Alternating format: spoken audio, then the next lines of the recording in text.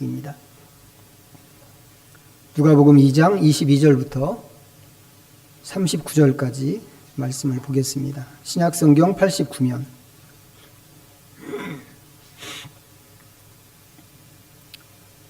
누가복음 2장 22절부터 39절까지 찾으셨으면 우리 주신 말씀을 함께 읽습니다. 22절부터 39절까지입니다. 모세의 법대로 정결 예식의 날이 참에 아기를 데리고 예루살렘에 올라가니 이는 주의 율법에 쓴 바 첫 해에 처음 남자마다 주의 거룩한 자라 하리라 한 대로 아기를 주께 드리고 또 주의 율법에 말씀하신 대로 산비둘기 한 쌍이나 혹은 어린 집비둘기 둘로 제사하려 함이더라. 예루살렘에 시므온이라 하는 사람이 있으니 이 사람은 의롭고 경건하여 이스라엘의 위로를 기다리는 자라. 성령이 그 위에 계시더라. 그가 주의 그리스도를 보기 전에는 죽지 아니하리라 하는 성령의 지시를 받았더니 성령의 감동으로 성전에 들어가매 마침 부모가 율법의 관례대로 행하고자 하여 그 아기 예수를 데리고 오는지라. 시므온이 아기를 안고 하나님을 찬송하여 이르되 주제여 이제는 말씀하신 대로 종을 평안히 놓아주시는도다. 내 눈이 주의 구원을 보았사오니 이는 만민 앞에 예비하신 것이요 이방을 비추는 빛이요 주의 백성 이스라엘의 영광이니이다 하니 그의 부모가 그에 대한 말들을 놀랍게 여기더라. 시므온이 그들에게 축복하고 그의 어머니 마리아에게 말하여 이르되 보라 이는 이스라엘 중 많은 사람을 폐하거나 흥하게 하며 비방을 받는 표적이 되기 위하여 세움을 받았고 또 칼이 내 마음을 찌르듯 하리니 이는 여러 사람의 마음의 생각을 드러내려 함이니라 하더라. 또 아셀지파 바누엘의 딸 안나라 하는 선지자가 있어 나이가 매우 많았더라. 그가 결혼한 후 7해 동안 남편과 함께 살다가 과부가 되고 84세가 되었더라. 이 사람이 성전을 떠나지 아니하고 주야로 금식하며 기도함으로 섬기더니 마침 이때에 나와서 하나님께 감사하고 예루살렘의 속량을 바라는 모든 사람에게 그에 대하여 말하니라. 주의 율법을 따라 모든 일을 마치고 갈릴리로 돌아가 본 동네 나사렛에 이르니라. 아멘. 이 말씀 예수님의 정결 예식에 관한 그런 이야기입니다. 여기 23절에 설명이 이제 간단하게 되어 있는데 여기 설명에 있는 것처럼 마다들을 거룩한 자로 하나님께 드리는 그런 예식입니다. 이 예식은 아시는 것처럼 모세 율법에서 이제 기록을 하고 있는 예식인데 출발을 따지자면 첫 번째 유월절 이스라엘이 아직 애굽에 있을 때 첫 번째 유월절에 애굽에 있던 사람과 짐승의 모든 맏것이 다 죽는 그런 사건에서부터 시작된 이야기입니다. 우리가 이제 지난번 얼마 전 새벽에 민수기 말씀을 읽으면서도 좀 짚었는데 이제 그 사건, 그 첫 번째 유월절에 있었던 그 사건으로 하나님께서는 이스라엘에 있는 모든 마다들을 하나님의 것으로 삼겠다고 이제 그러셨습니다. 예수님께서도 이제 이 집안의 마다들이기 때문에 오늘 이 예식을 통해서 하나님의 것으로 드려지는 것입니다. 그런데 오늘 이 기사에 보니까 우리가 읽은 이 39절까지의 이 말씀이 전부 이 기사, 이 예식과 관련된 기사인데 이 기사에 같이 등장하는 사람들이 있습니다. 누군가요? 시므온 할아버지, 안나 할머니, 또 그 외에 또 여러 사람들이 있습니다. 이 기사가 예수님의 정결 예식 기사란 말이죠. 그런데 정작 그 예식에 대한 이야기는 마치 주가 아닌 것처럼, 메인이 아닌 것처럼 되게 간단하게 보여주고 있고 그 대신 주변에 있는 사람들이 말을 많이 하는 그런 형국이 되었습니다. 그래서 오늘은 이 사람들을 중심으로 좀 이 말씀을 생각해 보려고 합니다. 자, 여기 등장하는 사람들은 지금 성전에 들어오는 예수님을 만난 사람들입니다. 예수님을 만났단 말이죠. 예수님을 만났다고 하는 게 여기 나오는 이 사람들한테는 어떤 일이었을까요? 예수님께서 활동하실 때 예수님을 본 사람들이 많이 있었습니다. 처음부터 따지자면 예수님 탄생 소식을 처음에 전해 들었던 들판의 목자들, 그 사람들이 첫 번째였죠. 그리고 그 다음으로 동방 박사들이 있습니다. 그 사람들은 이 두 부류, 동방 박사들과 들판의 목자들은 예수님을 만난 것을 굉장히 기뻐했습니다. 성경을 보면 한쪽에 있는 사람들은 세상에 태어난 특별한 왕을 봤다고 하는 것 때문에 기뻐했고, 또 한쪽은 자기들이 경험했던 그 놀라운 사건, 천사가 내려오고 찬양을 부르는 것을 보고 천사의 이야기를 듣고 아기를 가서 보고 한 그 전체적인 그 모든 과정들이 굉장히 특별한 과정인데, 자기들이 경험한 이 특별한 경험 때문에 또 굉장히 기뻐했습니다. 그렇지만 이 사람들이 많이 기뻐했다고 하더라도 이 사람들이 예수님을 만난 것은 어떻게 보면 얼떨결에 만난 거란 말이죠.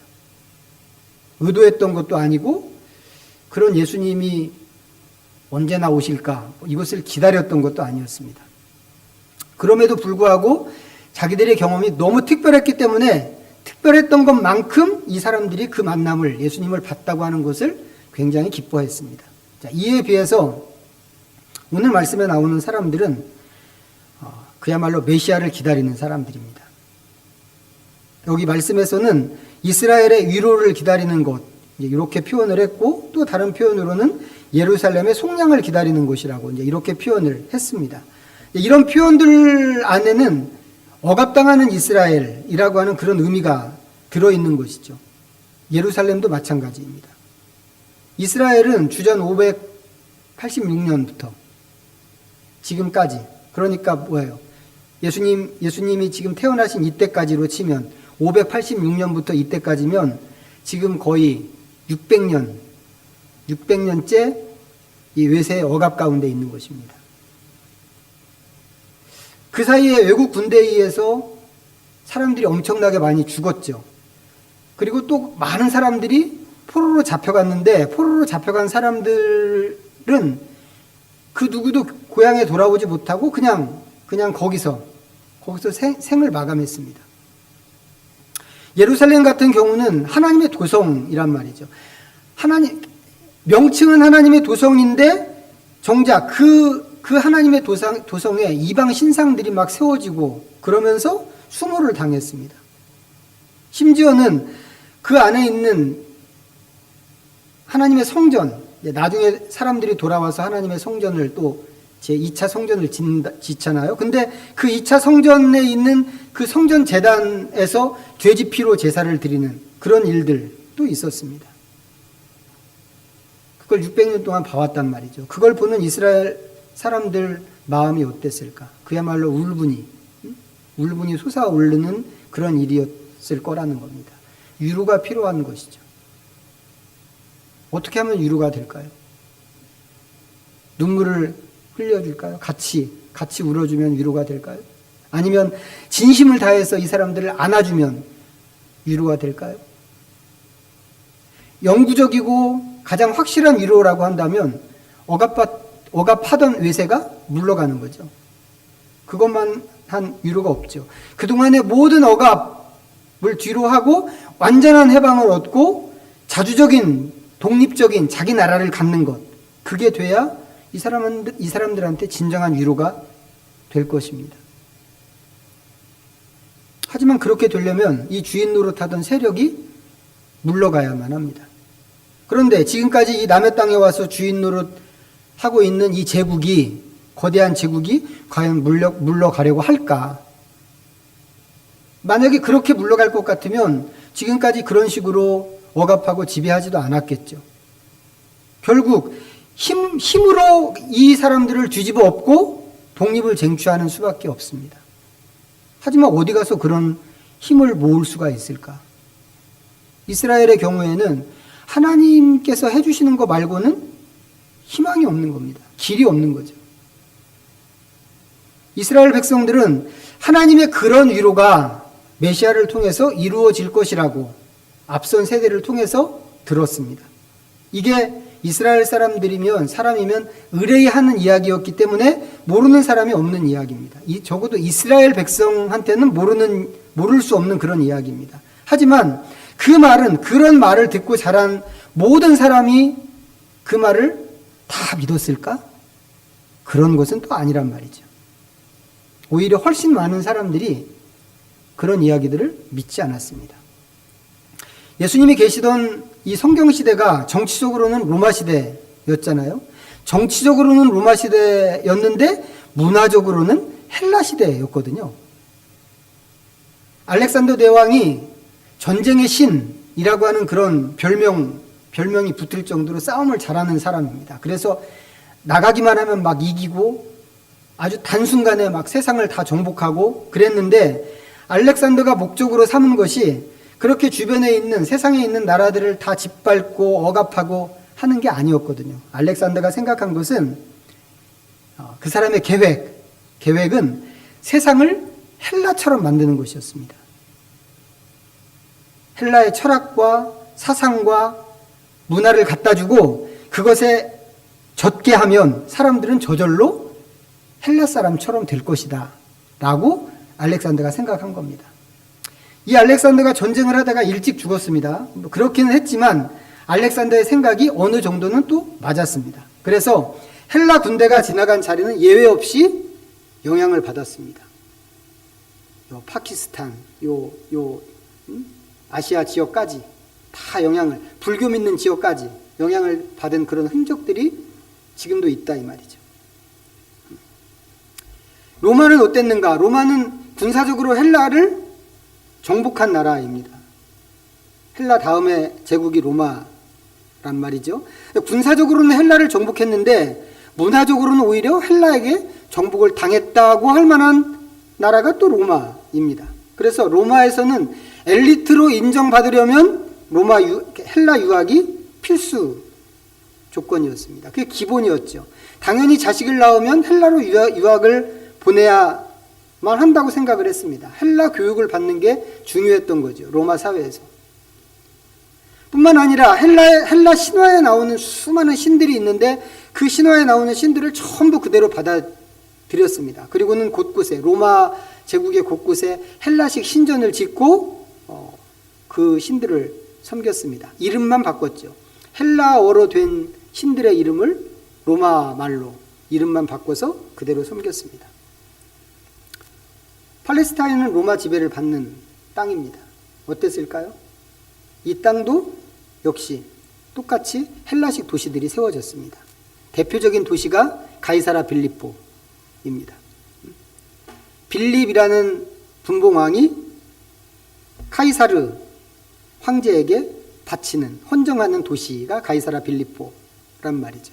우리가 마태복음 16장에 우리가 너무 잘 아는 그 말씀이 나오잖아요.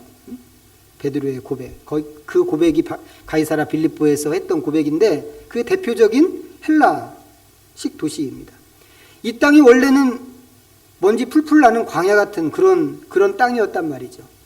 근데 그런 땅에 도시를 세우고 최첨단 문화시설을 갖췄습니다. 극장, 또 경기장, 또 목욕탕, 거대한 수로, 이런 것들을 건설했습니다. 사람들이 어땠겠어요? 눈이 돌아가지 않았겠어요? 수도권에 사는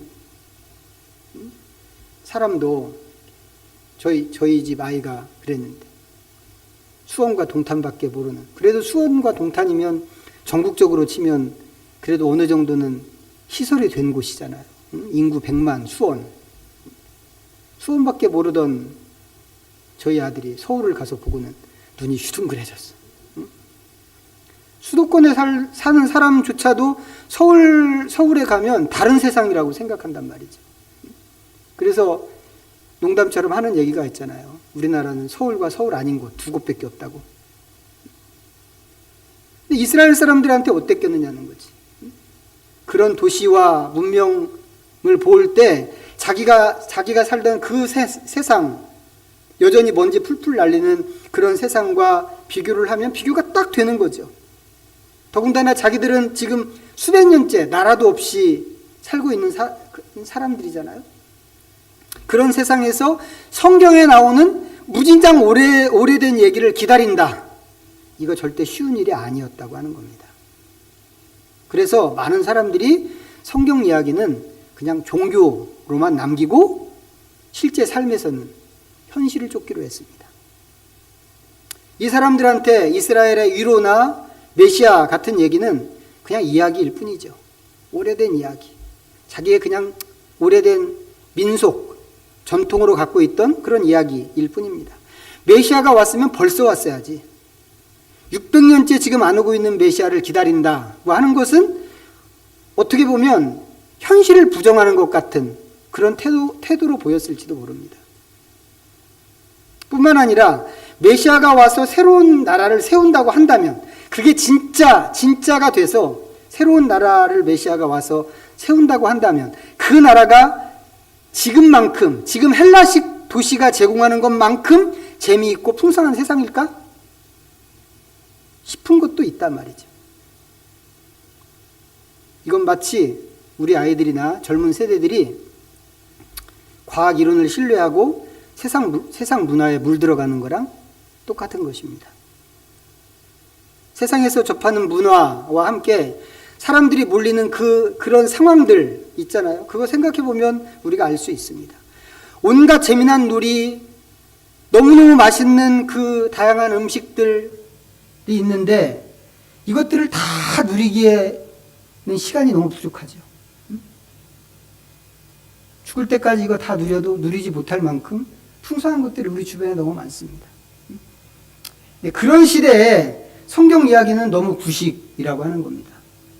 그리고 재미도 없습니다. 예수님 당시의 이스라엘 형편이 지금의 그런 우리하고 비슷하다고 보시면 거의 틀리지 않다고 생각을 합니다. 오늘 말씀에 나오는 사람들은 그런 시대에 성전을 지키고 있는 사람들인 것입니다. 여기서 성전을 지킨다고 하는 말은 건물을 지킨다는 말이 물론 아닙니다. 이스라엘 사람들한테는 성전이 하나님의 집이었단 말이죠. 하나님의 집이고 하나님의 처소였기 때문에 성전에 간다고 하는 것은 하나님을 만나러 가는 것과 똑같은 뜻으로 통했습니다. 그러니까 말씀에 나오는 사람들이 성전을 지킨다고 하는 것은 뭐예요? 그들이 자기들의 삶의 중심을 하나님께 둔다고 하는 그런 뜻입니다. 재밌고 맛있고 화려한 것들이 이 세상에 아무리 많다고 하더라도 그런 데서 삶의 재미를 찾는 게 아니고 하나님 앞에서의 경건함으로 삶을 이루어 나가는 게 이 사람들의 낙인 것입니다. 안나 같은 경우 보면 안나의 나이가 84세라고 그랬습니다. 결혼하고 7년 만에 남편이 죽었는데 그 뒤로 지금까지 성전을 떠나지 않고 기도와 금식으로 하나님을 섬겼습니다. 요셉과 약혼했던 마리아가 한 14살 정도 됐다고 전에 말씀드린 적이 있죠. 아무리 많이 잡아줘도 16은 넘지 않았을 거라고 하는 게 정설인데 지금은 16이면 지금 우리 사회에서 16이면 아무것도 모르는 어린애잖아요. 중학교 3학년. 뭐 만으로 친다고 해도 고등학교 1학년이나 2학년 정도 되는데 그야말로 아무것도 모르죠. 철부지.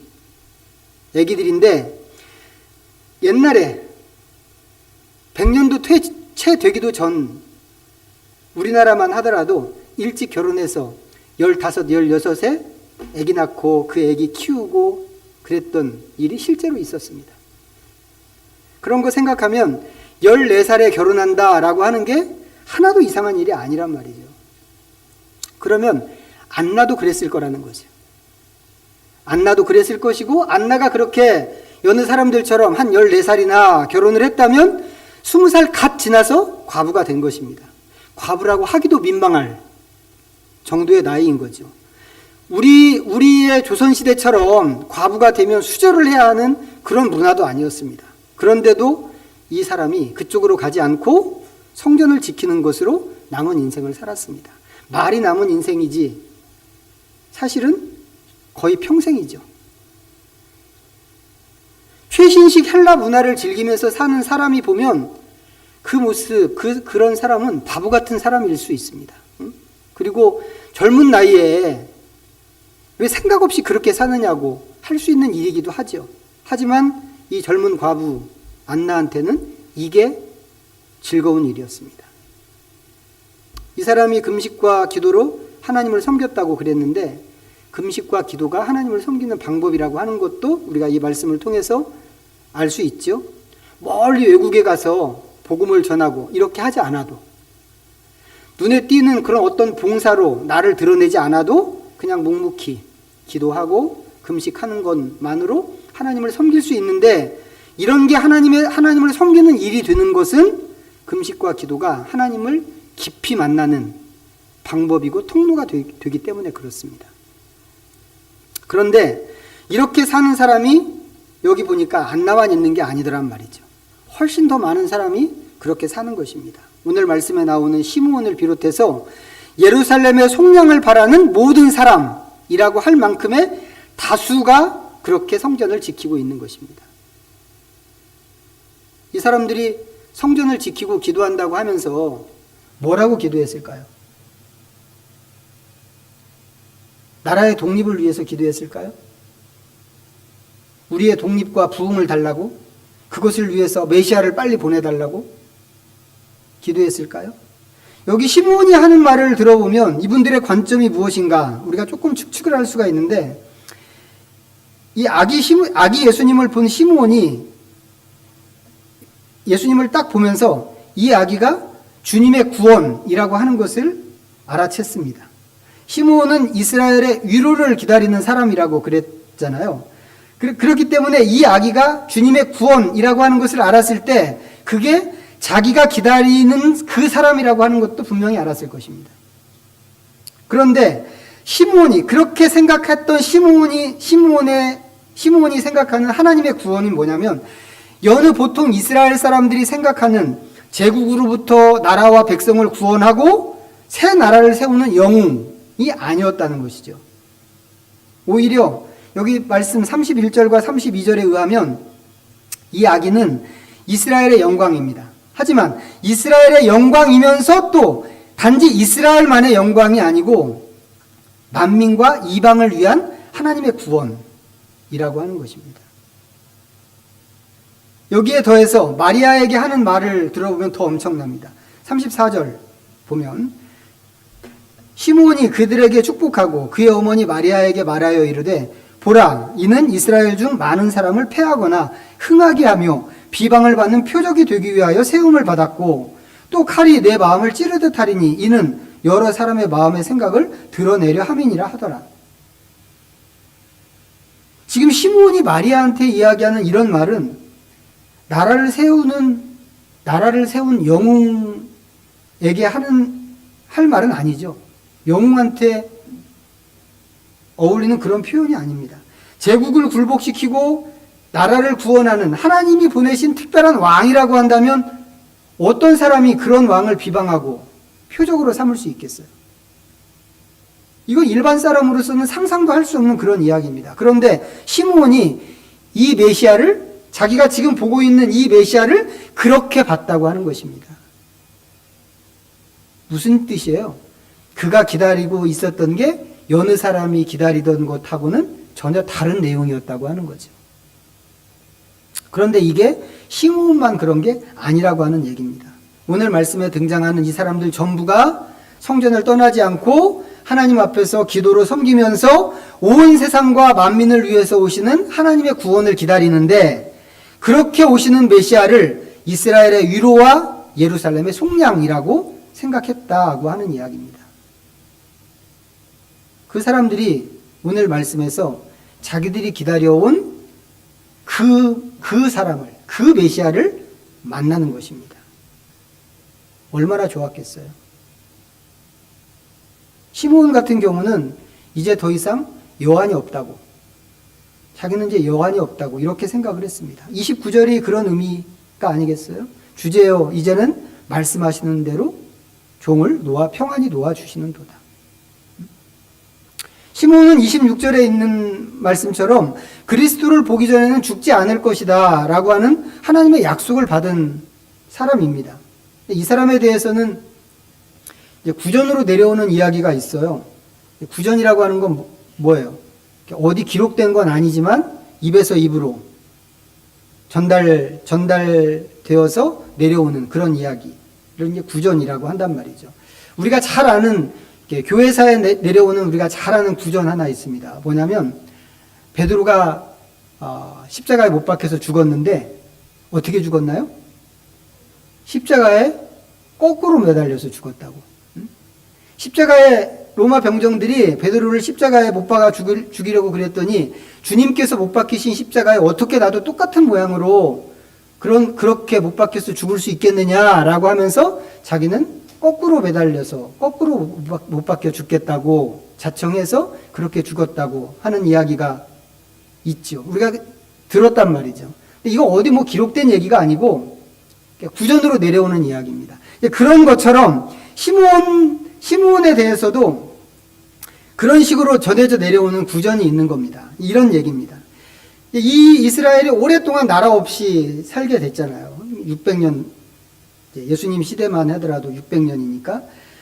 이렇게 오랫동안 나라 없이 살면서 사람들이 다 흩어져 있고, 또 이제 로마 시대가 되면서 그 전에 포로로 잡혀가지 않았던 사람들 중에서도 이제 지중해 연안으로 이렇게 쭉 나가서 사는 사람들이 이제 생겼습니다. 그 사람들 숫자가 의외로 이제 많아졌거든요. 근데 이제 그 사람들은 전부 헬라 문화권에서 살고 있기 때문에 헬라어를 모국어로 쓰는 사람들인 겁니다. 유대인인데 헬라어를 모국어로 쓰는 거예요. 우리 한국 사람이 미국에 이민 가가지고 그 2세들이 영어를 모국어로 쓰는 것처럼. 근데 혈통은 유대인이기 때문에 이 유대인들은 토라를 교육받아야 되거든요. 근데 히브리어를 몰라서 토라를 교육할 수가 없는 겁니다. 그래서 헬라어를 모국어로 쓰는 이 유대인들에게 토라를 가르치기 위해서 헬라어 구약 성경이 필요하게 된 겁니다. 그래서 히브리어로 되어 있는 구약 성경을 헬라어로 번역을 하자라고 해서 번역이 시도되었습니다. 72명의 아주 유명한 랍비들이 동원돼서 이 성경을 번역하게 됐는데, 72명이라고 그래서 이제 보통 이 책을 70인경이라고 이제 이렇게 부릅니다. 근데 주전 250년경에 제일 먼저 모세오경이 먼저 번역이 됐습니다. 그리고는 그 이후에 약 100년에 걸쳐서 나머지 성경이 번역이 되었습니다. 구전에 의하면 이 시므온도 그 번역에 참여한 사람 중에 한 사람이었다고 그럽니다. 그런데 이 사람이 이제 이사야서 7장 14절 말씀이 보라 처녀가 잉태하여 아들을 낳을 것이요 그 이름을 임마누엘이라 하리라, 이 말씀이잖아요. 이 시므온이 이제 이 말씀을 이렇게 이제 다루고 있는데, 처녀가 잉태하여라고 할 때 그 처녀라고 하는 단어가, 히브리어 단어가 딱 처녀만 이야기하는 건 아니거든요. 그냥 이제 여자라고 하는, 보통 여자라고 하는 그런 뜻도 있는 그런 단어입니다. 시므온은 이제 이 대목을 보면서 이게 여자라고 번역하는 게 처녀라고 번역하는 것보다 더 정확한 번역이라고 생각을 했습니다. 그래서 이 처녀라고 된 글을 여자라고 고쳐 쓰려고 하는데, 그때마다 자꾸만 이 펜이 부러지는 거예요. 부러져서 글을 쓸 수가 없었다고 합니다. 그걸 가지고 씨름을 하고 있는데 천사가 나타나서 성경에 있는 이 얘기를 했다고 하는 겁니다. 이 말씀이 성취되는 것을 너가 보게 될 것이다. 내가 순결하고 흠없는 처녀에게서 태어난 주 그리스도를 볼 때까지 죽지 않을 것이다. 이런 이야기를 천사에게 들었다고 합니다. 구전입니다. 이런 얘기를 이제 어디까지 믿어야 할지 이제 그것은 이제 잘 모르겠는데, 70인역이 완성된 게 이제 주전 한 150년 경이란 말이죠. 실제 시므온이 실제 그 사람이었다면, 구전으로 내려오는 그 사람이었다고 한다면 최소한으로 잡아도 이 시므온의 나이가 한 200살은 되는 겁니다. 우리가 생각할 때는 너무 불가능한 얘기죠. 불가능한 나이이기 때문에 믿기가 어려운 게 있기는 있습니다만, 안나 할머니가 84세란 말이죠. 84세인 것을 생각하면 너가 그리스도를 보기 전에는 죽지 아니하리라 라고 하는 이 말이 너가 한 100살 언저리까지는 살 것이다, 이런 얘기는 아닐 거라는 생각이 듭니다. 너가 그리스도를 보기 전에는 죽지 아니하리라 라고 하는 그 말이 그럼 언제일까? 이 시므온의 그 생애 주기가 한 100살 언저리는 아닐 것이라는 생각이 든단 말이죠. 왜 그러느냐면 그 정도는 특별한 지시를 받지 않은 안나도 살았으니까. 84세면 100살 언저리 아니겠어요? 이제 그런 측면에서 시므온은 우리의 상상을 초월할 만큼 나이가 엄청 많은 사람인 게 분명하고, 주제여 이제는 말씀하신 대로 종을 평안히 놓아주시는도다 라고 말하는 것을 보면 그동안 살아왔던 것은 평안하지 않았을 정도로 오래 살았다고 보는 게 맞을 것 같습니다. 그래서 구전으로 내려오는 그 이야기가 어떻게 보면 가능도 하겠다고 하는 그런 생각도 드는데, 어쨌거나 그렇게 해서 시므온은 드디어 그리스도를 본 것입니다. 물론 안나도 봤고 그 외에 주변에 있던 다른 기도하던 사람들도 그리스도를 봤습니다. 오늘 제가 좀 얘기하고 싶은 건 뭐냐면, 이 사람들이 그리스도를 알아봤다고 하는 것입니다. 알아봤다. 그리고 그 그리스도가 여느 사람들이 생각하는 나라를 구하는 그리스도가 아니고 이방을 비추는 빛으로 오시는 그리스도였다고 하는 것입니다. 이거 생각해보면 굉장히 놀라운 일이거든요. 왜 놀라운 일이냐면 그리스도를 이렇게 알아본 사람이 없었기 때문에 그렇습니다. 사실 예수님을 본 사람은 엄청나게 많습니다. 아까 말씀드렸던 것처럼 들판의 목자들부터 시작해가지고 그 아기 때 봤던 사람들 뿐만 아니라 장성에서 예수님의 그 처음 예루살렘 성전에 올라갔을 때 대화를 나눴던 랍비들부터 시작해서 예수님이 사역을 시작하고 몰려다녔던 그 군중들까지 다 합치면 정말 많은 사람들이 예수님을 봤습니다. 엄청나게 많은 사람들이 봤습니다. 그렇지만 예수님을 본 대부분의 사람들은 예수님 때문에 혼란에 빠졌습니다. 이가 진짜 그리스도일까? 아닐까? 그리스도인 것 같아. 아니야, 그리스도라면 저럴 리가 없어. 그래도 그리스도가 맞는 것 같아. 사람들은 별의별 생각을 다 했단 말이죠. 그리고는 어떻게 했나요? 결국에는 그리스도를 거절하고 십자가에 못 박으라고 그랬습니다. 성경에 예언되어 있지만 예언을 안 믿는 사람들이 있다고 그랬죠. 그런 사람들은 뭐 더 이상 그리스도를 기다리지 않으니까 상관이 없습니다. 그 사람들이 그리스도를 몰라보는 것은 뭐 어떻게 보면 당연한 일입니다. 관심도 없고 기다린 것도 아니니까. 그 어쩔 수 없는 일인데, 그렇지만 예언을 다 알고 믿는다고 하는 사람들은 그러면 안 되는 거 아닌가 싶단 말이죠. 그런데 상황이 똑같았다고 하는 겁니다. 심지어는 가까이에서 그리스도가 보여주는 그 놀라운 기적들, 수많은 기적들을 본 사람들도 마찬가지였습니다. 이런 걸 보면 지식이 있다고 해서 그리스도를 알아보는 것도 아니고, 성경을 믿는다고 해서 그리스도를 알아보는 것도 아니라는 생각이 드는 겁니다. 기적을 봤다고 해서 알아보는 것은 더더욱 아닙니다. 그럼 누가 그리스도를 볼 수 있을까요? 오늘 말씀에 의하면 성전을 지키고 하나님 앞에서 사는 사람들, 그 사람들만 이렇게 할 수 있는 것입니다. 마태복음 25장에 보면 양과 염소의 비유가 나옵니다. 알고 계시죠? 성경 찾지는 않겠는데 거기에서 예수님께서 말씀하시는 게 뭐였냐면, 지극히 작은 자에게 하는 것이 곧 나에게 하는 것이다 라고 그랬습니다. 양과 염소를 이렇게 양쪽으로 오른편 왼편 나눠놓고, 자, 축복받을 사람, 저주받을 사람 뭐 이렇게 하시는데 예수님 말씀이 지극히 작은 자에게 하는 것이 곧 나에게 하는 것이다 라고 그러셨단 말이죠. 그 비유에서 양과 염소 모두가 예수님을 알아보지 못했습니다. 문제는 예수님이 안 계신 게 아니고, 예수님이 안 계셔서 예수님을 못 보는 게 아니고, 예수님이 앞에 계신데도 불구하고 예수님을 알아보지 못한다고 하는 게 문제란 말이죠. 그걸 잘 보여주는 게 양과 염소의 비유, 마태복음 25장에 나오는 그 이야기입니다. 물론 그것과는 차원이 좀 다른 얘기일 수 있지만 오늘 말씀에서 우리가 찾게 되는 사실은 하나님 앞에서 사는 사람들만 그리스도를 볼 수 있다라고 하는 것입니다. 성전을 지키고 하나님 앞에 사는 사람. 물론 지금은 건물로 된 성전이 없는 시대입니다. 그런 건 없습니다. 뭐 어떤 사람들이 교회를 가리켜서, 교회 건물을 가리켜서 성전이라고 이야기하는데 그건 틀린 표현이거든요. 사실은 그 건물을 가리키면서 교회라고 하는 것도 틀린 용어입니다. 교회는 사람이거든요. 사람들의 모임이 교회인데, 건물은 그냥 건물일 뿐이죠. 더욱이 성전은 이미 없는 그런 시대가 됐습니다. 하지만 우리 자신이 성전이죠.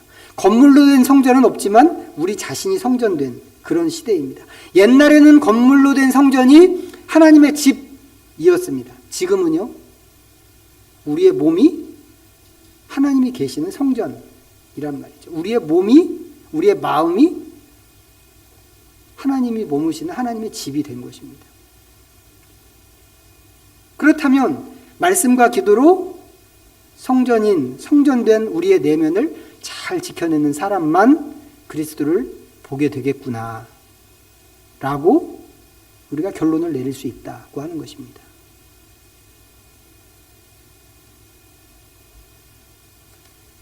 오늘 내일만 해서 될 일이 아니고 1년 내내, 1년 365일 또 우리의 평생 동안 우리가 늘 여기 나오는 안나와 또 시므온과 또 늘 예루살렘의 속량을 기도하던 어떤 사람들처럼 하나님 앞에서 우리가 말씀과 기도로, 금식으로, 침묵으로, 고독으로 하나님 앞에 서서 하나님을 섬길 수 있는 사람이 될 때, 그것들이 쌓여서 우리의 내면을 새롭게 하고 새로운 모습으로 형성시킬 때 우리도 그리스도를 볼 수 있게 된다고 하는 것입니다.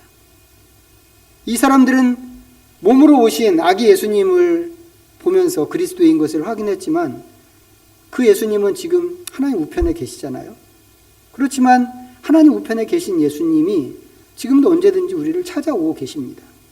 어떻게 찾아오신다고요? 마태복음 25장에 있는 말씀에 의하면 우리가 전혀 예기치 않은 그런 모습으로 찾아오신다고 하는 것이죠. 그럴 때 우리는 그리스도를 볼 수 있을까? 말씀과 기도로 우리를 시킬 때만, 그것이 우리의 내면을 형성시키고 그것이 우리의 내면 안에서 그리스도의 형상으로 다듬어져 나갈 때만 우리가 그렇게 시므온과 안나처럼 그리스도를 발견할 수 있다 하는 사실을 우리가 늘 염두에 두고 우리에게 주어진 삶을 살아가야 하겠습니다. 기도하겠습니다. 우리 잠시 묵상하면서 하나님 앞에 오늘 주신 말씀 생각하며 나가겠습니다.